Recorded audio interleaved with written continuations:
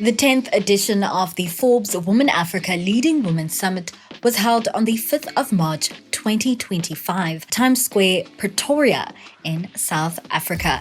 The day featured a whirlwind of exciting panels, talks, one-on-one interviews and fireside chats, which saw A-list speakers from global billionaires to world-renowned celebrities, sports stars, corporate titans and Grammy Award-winning artists taking center stage.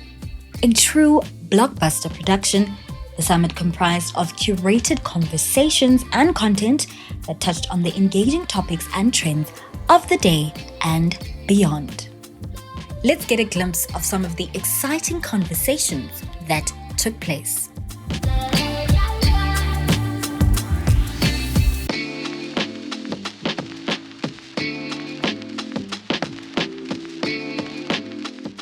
Actually, I was here last year. It was so amazing. I say this year I cannot miss. It's always encouraging to see the women in the industry who have made it to inspire us and to give us the strength to do more again.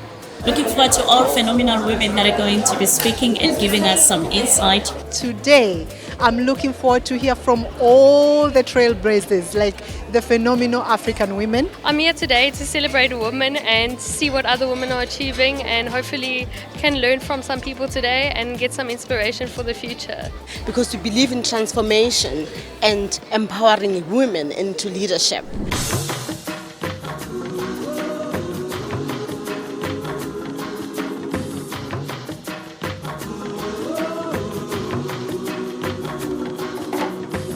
Sometimes alone in the evening, I look outside my window at the shadows in the night.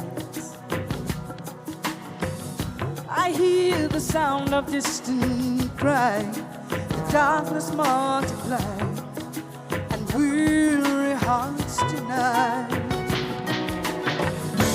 All I feel is my heartbeat, beating like a drum, beating with confusion, and all I hear are the voices telling me to go, but I could never run, 'cause in my African dream there's a new tomorrow.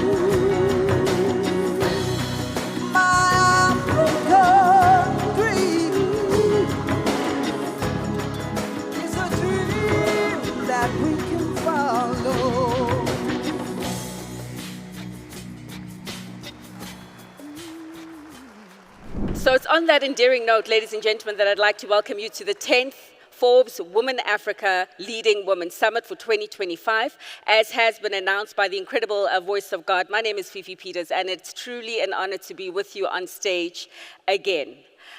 We have quite a lot in store for you, but I just want to circle back, of course, to the song that Vicky sang. So fitting for today, so fitting for the Forbes Women Africa Leading Women Summit. It continues to challenge us to dream big alongside the continent's most phenomenal women. And you would know that our dreams, of course, have grown and manifested in ways that are nothing short of incredible. Just think about it. Back in 2015, a small group of 100 guests gathered in a ballroom in Johannesburg for the very first Forbes Women Africa Leading Women Summit. And fast forward to today, and here we are celebrating 10 years of honoring and uplifting African women across all the continents. Now it is with great pleasure and honor that I introduce to you today a woman whose remarkable contributions to the world of media and empowerment have left an indelible mark on the African continent and beyond. You would have seen her come up on the screen a couple times. Renuka Methil is a visionary, the visionary behind Forbes Africa and Forbes Women Africa. Her dedication to amplifying the voice of trailblazing women and creating platforms that shape global conversations has been nothing short of inspiring. Over the years, Renuka has curated not only the themes and topics, but also brought together some of the most dynamic and influential voices at the Leading Women Summit. So, without much further ado, please join me in giving a warm welcome to the brilliant and inspiring Renuka Methil. Where I stand today is not just a stage. This here is not just a summit for us. This here, over the last decade, is where Olympic athletes have returned to talk about their historic victories. This here is where Grammy Award-winning artists have come off the global stage to share the hum of Afrobeats and the soundtrack of our generation.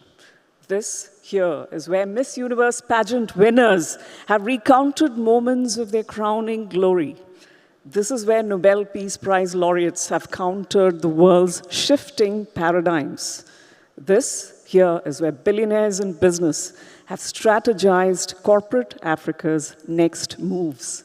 This here is where the continent is hailed in the female gender as Mother Africa. This here is where icons speak and iconic moments are born. This here is what marks 10 years of the Forbes Women Africa Leading Women Summit. Presenting the 2025 10th Forbes Women Africa Leading Women Summit. Thank you.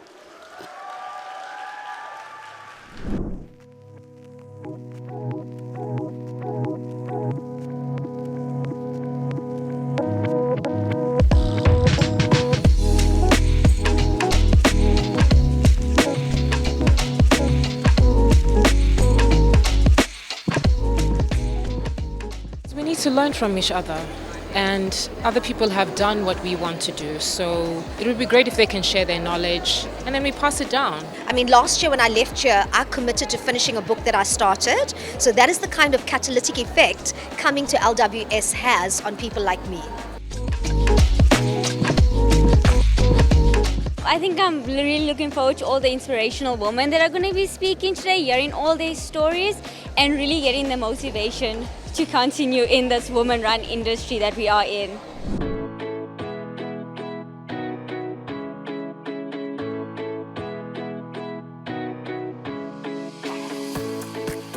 Why conscious leadership matters. Building trust, transparency, and self-awareness. If you look at this panel, I think you can spot the sunflower amongst the roses. And perhaps I'd like to come to that sunflower with yourself here, Greg, because anyone... You didn't say the thorn, you said see? the sunflower.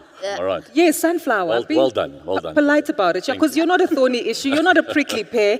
If anything, when we reflect on your work and your leadership at McDonald's for just over 3 decades now, you've really participated in ensuring that McDonald's as an organization not only has a workforce of almost 15,000 people in South Africa, but 60% of whom are women. And there's been an active effort to make sure that you also develop a lot more female-led entrepreneurs through your franchisees. Why I highlight this is because anyone looking at you would say, well, you're white, male. Why do you take the effort and how do you apply conscious leadership to ensure that you improve the ecosystem for the inclusion of women, the development of entrepreneurs, regardless of gender, creed, and culture? Help us understand what your learnings have been and how you did it, essentially. I mean, sometimes we get confused that we're doing it for the wrong purpose. I mean, at every business, we had to make money. We had to make revenue, we had to make turnover. And if I look at my customers, they're moms and their kids and their dads and their grannies and their grandpas. And if our workforce doesn't duplicate or is indicative of the customers that we serve, we'll quickly become irrelevant. But that's from a pure business perspective.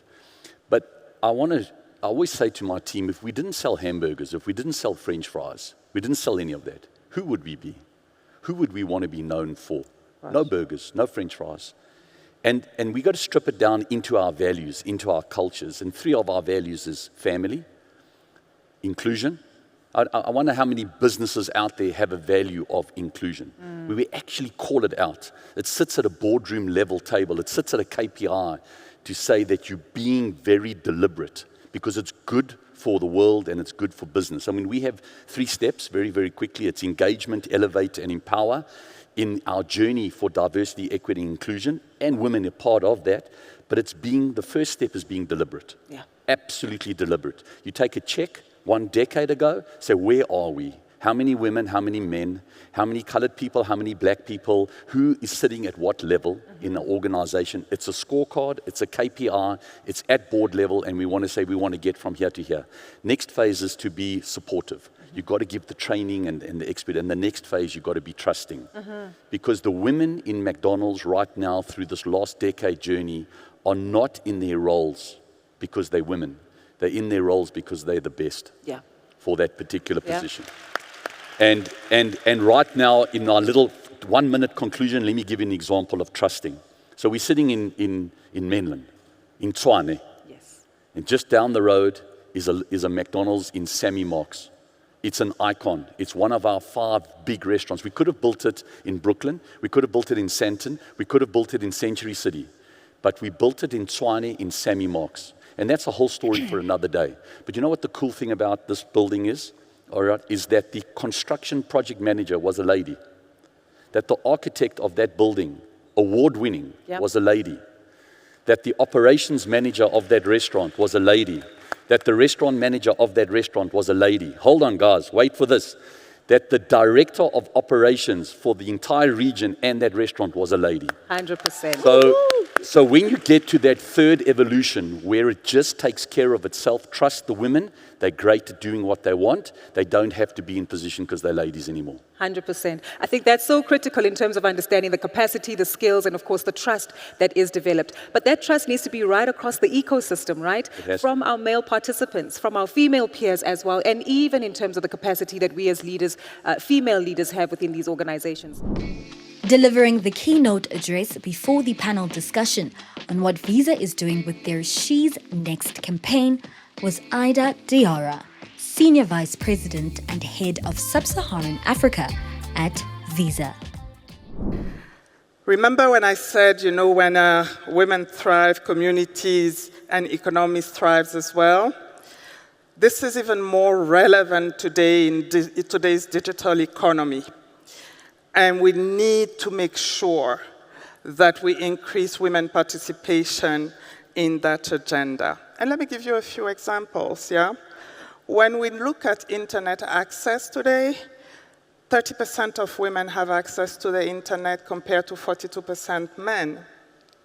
When we look at mobile, that is so key in everything we do today, including commerce. There's 13% less women that have access to mobile. The gap is even wider when we look at a smartphone. That number is 28% less women have access to smartphones. They also have fewer business opportunities and fewer employment opportunities. And then when you overlay that with the cultural practices and sometimes legal practices, it compounds the challenges that women are up against. In many of our countries today, you still need a man to have access to an ID. If you take my own example, as I attempt to renew my passport from Senegal, my son's passport from Senegal, I can't do it without the approval of his dad. This is reality still today. That said, there's been progress, right? When we look at education today, we look at African university, 50% of students, be it postgraduates, graduates, undergrads, are women when it comes to universities focusing on mathematics, science, technology, engineering. Huge progress there. When you look at entrepreneurship, 24% of new business that are started in Africa are women-led. And when we compare that to the rest of the world, it is a significant achievement. We're leading the way here. From a fintech perspective that is closer to Visa, we also see that women in Africa are leading the pack. Although the numbers are small, we're looking at 3.2% fintechs that are starting being women-led compared to 1.6% globally. That said, the traction is on. And I can't tell you how excited I was when during the last FinTech Accelerator program we organized, we had 65% of enterprises being part of the program being, women-led. So again, the traction is on. I just want to leave you with one number in terms of the outlook. If we do a good job at, driving, women access to the digital economy, 15 billion is what we can anticipate to generate on e-commerce only, as we make sure that we reduce the divide between men and women when it comes to the digital economy.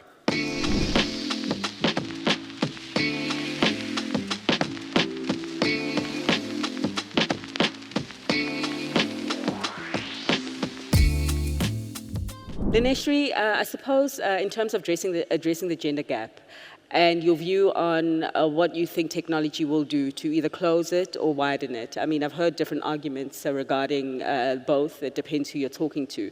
But do you see it potentially closing the gender gap when it does come to quality of pay and quality of opportunity, of course?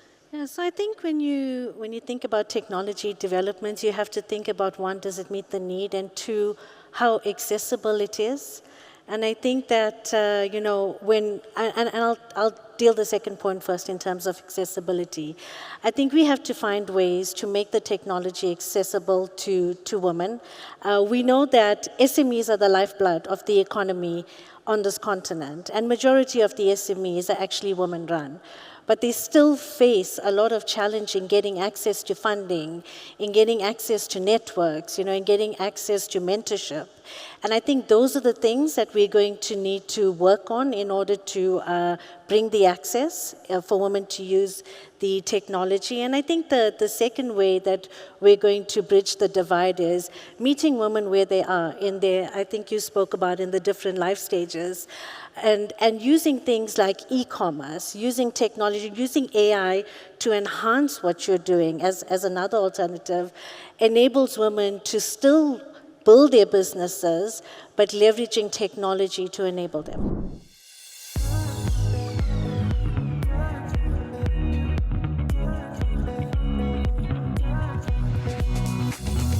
From micro enterprises to unicorns, the new playbook of entrepreneurship. And this primarily speaks to the kind of development that we're looking for, whether it's solopreneurs, entrepreneurs who use and leverage technology for social good, and of course, fundamentally finding those unicorns that we need to continue to propel growth, not only for the continent, but the world at large. I'd like to come to you, Ospunki. As your bio has mentioned, you represent one of the leading financial services and banks on the African continent. Beyond that, you yourself, within the banking environment, have actually witnessed the transition of our use of money, whether in our individual capacity, right down to transacting, or even the support and investment that's required in order to industrialize various industries and grow the economy. When it comes to entrepreneurship, the one thing we always ask for is money. And this is where you come in. But beyond just talking about the capital and the financial support, I can imagine that you also have some insights that you'd like to share that are specific to the sustainability of female-led businesses within the continent. Share your thoughts with us here. Absolutely. Thanks a lot, Gugu. I think the most important thing for me, firstly, is the fact that it is definitely an honor to be present here with everyone, especially ladies in this room, as we celebrate women, and we're close to also celebrating International Women's Day. I think, to be here, for me, it's clear that this is a space where we don't just celebrate women's achievements, but also drive conversations that shape the future of the continent, because this continent is all about women, if you think about it. So as we mark, therefore, the International Women's Day, I am reminded of a simple yet profound truth, which is that when women rise, economies rise, businesses scale, and finally societies thrive, because women are actually the ones that drive economic development. So at ABSA, our purpose is very clear. It's about empowering Africa's tomorrow together, one story at a time. And I think we are very deliberate to say it's about one story at a time. So every woman in the room here has a story, and they have to make sure that they focus on driving their own story forward. And so therefore, for me, I think today we are here to talk about the stories of entrepreneurs, but also especially women entrepreneurs, not just entrepreneurs. So we are not just building, I think, the businesses, but they are shaping the industries, that we all aim to develop as we're going forward. Yep. But more so, they're transforming communities and redefining what success looks like across the continent. So the journey for micro-entrepreneurs, in particular from being a small business to being a unicorn, is not just about funding on the back of that. It's about access, which is important, and that is access to capital, it's access to markets, but most importantly, it's access to mentorship. If you don't combine these three elements, at the end of the day, all goes to waste, because we need mentorship in order to make sure that the patient capital that investors put into our business can ultimately return the returns that they are looking for, but more so make sure that they redefine the boundaries of where Africa will find itself as we move forward. So hopefully, that gives you some sense. I think for me, it's the three things. It's access to capital, access to markets, but more importantly, access to mentorship. Marcia, thank you so much for joining us. We are here in Pretoria at the 10th edition of the Leading Women Summit. You just come off your spotlight performance. Just tell us from, getting off that podium to here, how do you feel now? First of all, thank you for having me. I feel empowered.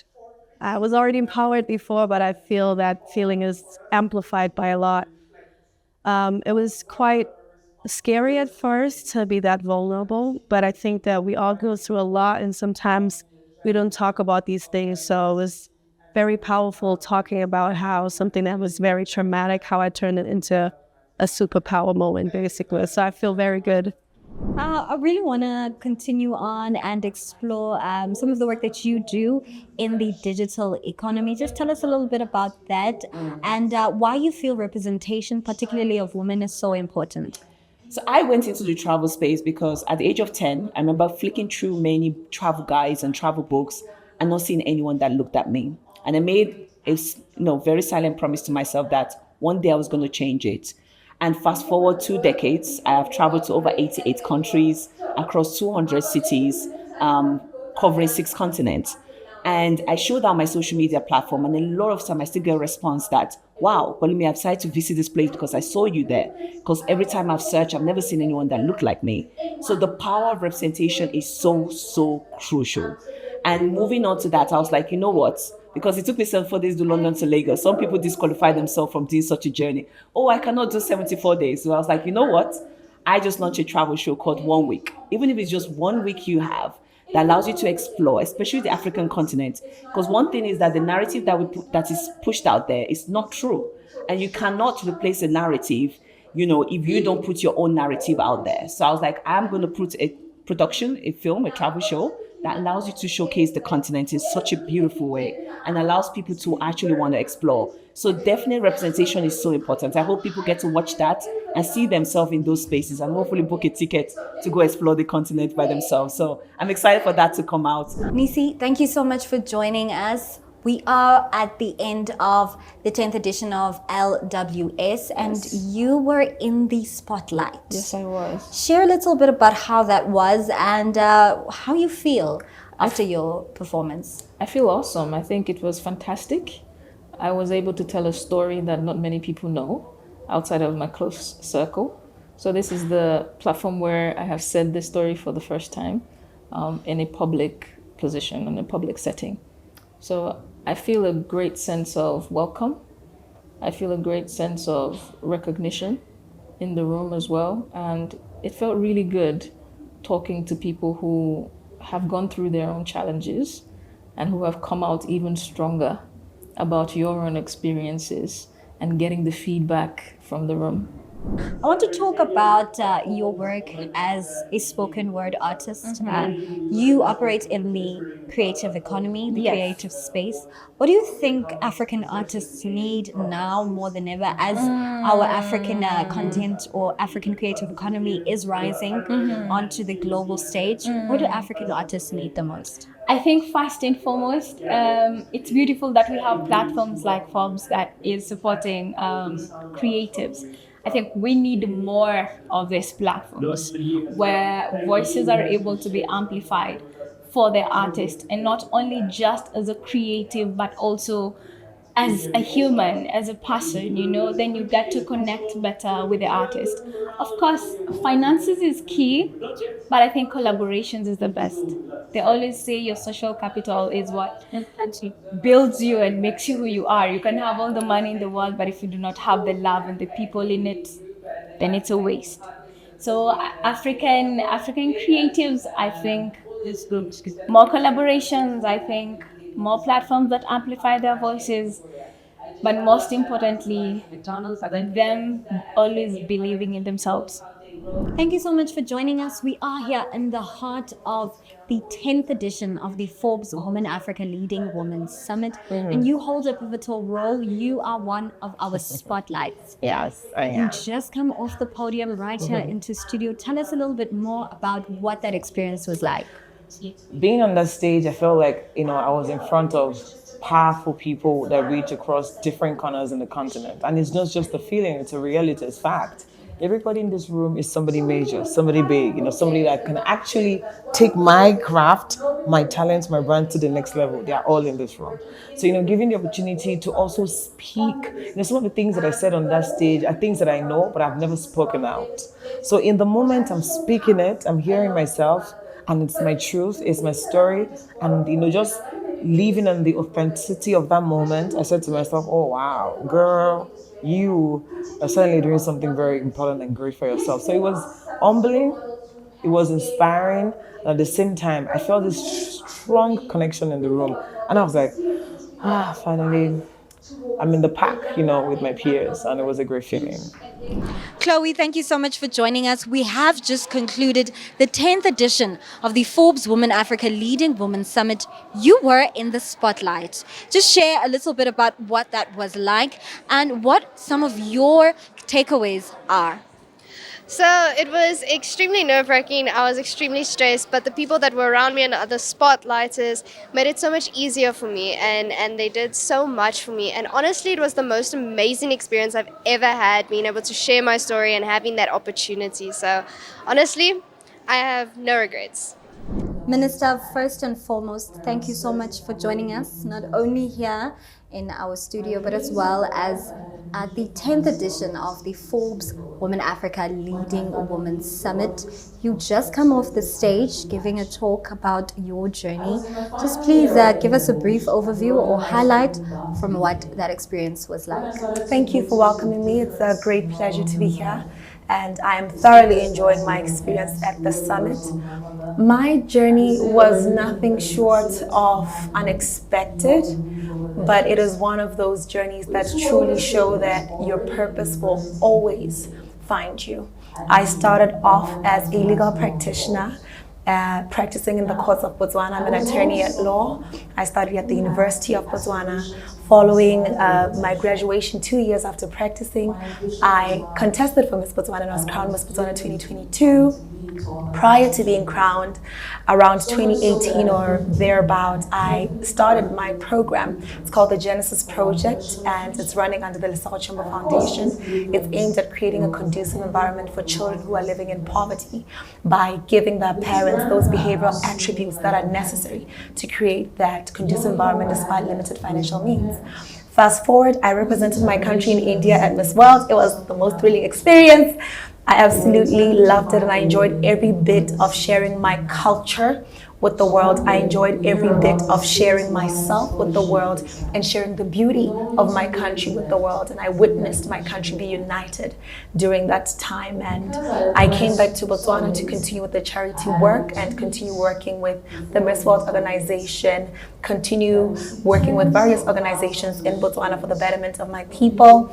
And one fateful afternoon, I got a call to be specially elected member of parliament and the youngest minister in Botswana at 26, but also standing as the youngest minister in the continent. So it's been quite an interesting journey. It's not what I expected, as I didn't have political ambitions, but I welcome it with open arms because, like I said, when your purpose finds you, you just have to align. Now, just carrying on, you share a very powerful story, particularly your reign as Miss World 2024.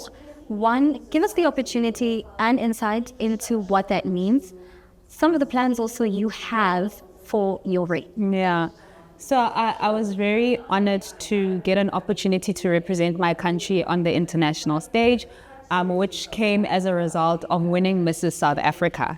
And I know that maybe people may not know about the presence of Mrs. South Africa, but it is the largest pageant for married women in South Africa, which is also affiliated to Mrs. World, and that's how I then got to represent South Africa at Mrs. World. My reign literally just started. I was crowned Mrs. World 2024 on the 31st of January 2025. I know. But yeah, my reign literally just started, and I'm really looking forward to contributing to sustainable impact in as many forms as that may come in, as many opportunities as that may come in. I really want to do my best to contribute to changing narratives and sharing the African story as well. In the world that we live in, I think when you hear people telling the African story and you say, but I think I live in a different Africa, I think this is the opportunity now for us to be the PR for Africa, to be the ones that share the African story, and to showcase Africa, to showcase South Africa, to show how bold and talented and capable we are, and to do our bit also to change the things in the world that we really don't like. I have a very soft spot for children, and I really want children to be children. And for me, my focus personally is always on trying to alleviate children's circumstances where they are now impoverished and they become victims of their circumstances in whatever way that we can. I have an NPO where we collect school shoes actually and donate them to underprivileged communities. So those are the small ways that I think I could be making a difference, but also to partner with the charities of Mrs. World. Mrs. World sponsor Tomo Bottles actually provides glamorized bottles, but in the back end, what people don't see is the work that they do with the proceeds from the sale of those bottles, because they have done so much work to provide clean drinking water to communities in Africa. And those are the things that I really want to lend my voice and my hands to contribute in furthering. One last thank you, of course, to Forbes Women Africa and the ABN Group. They'd like to thank all the partners that, of course, made today possible, made us all in this room to celebrate the 10th Forbes Women Africa Leading Women Summit 2025 right here in Pretoria. Just one last shout out to the likes of McDonald's, South Africa, Visa, ABSA, Air Products, DP World, Gauteng Growth and Development Agency, and our media partners, Kaya FM and CNBC Africa.